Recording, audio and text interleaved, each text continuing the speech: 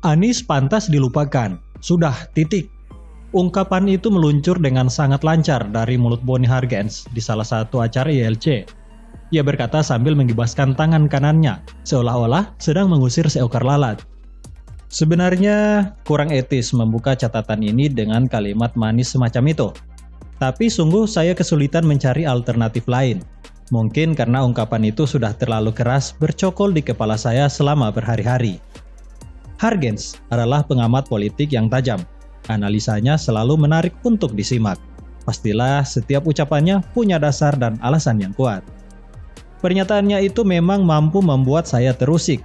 Saya jadi terpancing ingin menengok ke belakang dan mengingat kembali riwayat perjalanan Anies Baswedan, rekam jejaknya, serta apa saja yang sudah dikerjakan selama jadi pemimpin.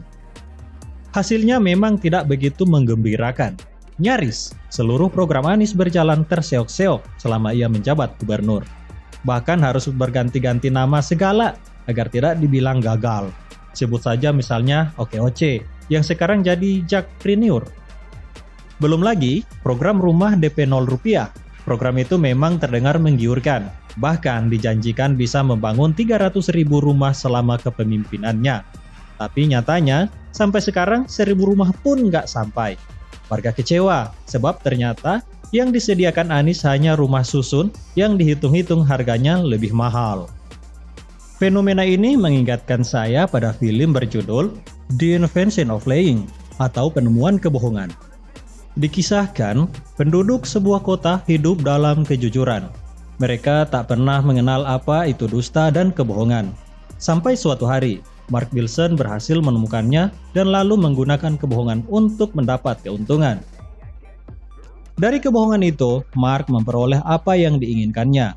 Ia mengantongi kekayaan, posisi terhormat, dan bahkan penggemar.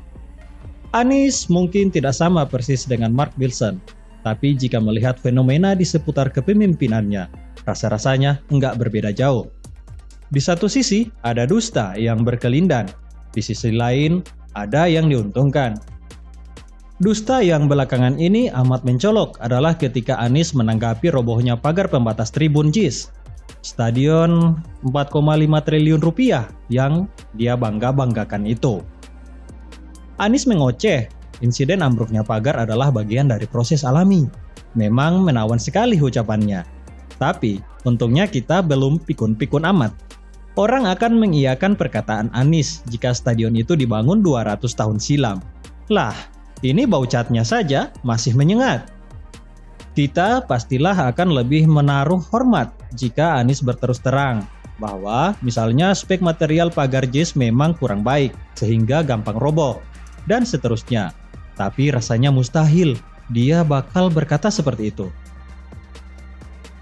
Memang berbeda jika harus membandingkannya dengan sikap Gubernur Jawa Tengah Ganjar Pranowo. Tentu kita masih ingat bagaimana ia mengamuk gara-gara mendapati material pembangunan gedung sekolah di Tawangmangu tak sesuai spek. Ganjar marah dan langsung menelpon kontraktornya. Ganjar berdiri di tengah-tengah rakyat. Ia paham betul bahwa hanya rakyat yang berhak menikmati setiap pembangunan, bukan demi nama besar dirinya, apalagi sekedar prestasi.